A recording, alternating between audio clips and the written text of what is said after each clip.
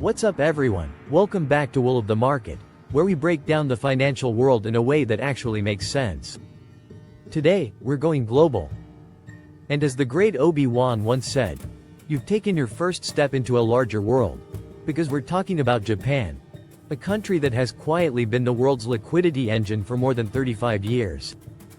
Yeah, while the US gets the headlines and Europe gets the drama, Japan has been backstage, pulling levers and keeping the world's money flowing like a behind-the-scenes character in Game of Thrones who you don't notice until everything changes. And everything might be about to change again, this December, when Japan's central bank decides whether or not to raise interest rates. Let's break it down. Japan, the liquidity pump. For decades, Japan has played a unique role in global finance. After their asset bubble burst in the 1990s, Japan entered what's known as the lost decades. To reboot the economy, the Bank of Japan dropped interest rates to the floor, and then even below the floor into negative territory. This created the famous yen carry trade. Think of it like this. If money were a video game, Japan basically put the difficulty on easy mode. Borrow cheap yen at near zero interest, then invest it anywhere else in the world where returns were higher. Traders did it. Banks did it. Hedge funds did it. Basically, if you had a Bloomberg terminal and a pulse, you were doing the carry trade. And because of that, Japan became a global liquidity pump, flooding markets with capital that helped fuel risk assets everywhere. Stocks, bonds, real estate, emerging markets.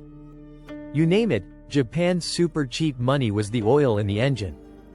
Why December is a big deal? Now here's where the plot thickens, cue Stranger Things theme music. In December, the Bank of Japan will decide whether to hike rates. A small hike would be the first meaningful move away from ultra-easy policy in decades. Why does this matter? Because if Japan raises rates, the yen strengthens. The carry trade unwinds. Money flows back to Japan. Global liquidity tightens. Risk assets, from stocks to crypto, could feel pressure. It's like pulling the plug on a jacuzzi. The bubbles don't stop instantly, they fade slowly, but you definitely feel the difference.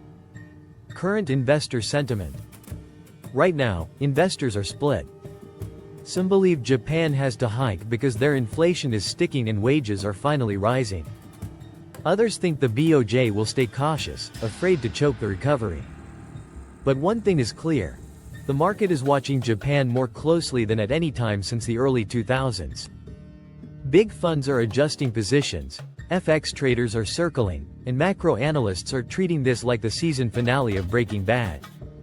Because whatever Japan does, the ripple effects won't stay in Japan. So, if you want to understand global markets, don't just look at the US. Sometimes the biggest moves come from the quietest player. And right now, Japan is the character stepping out of the shadows.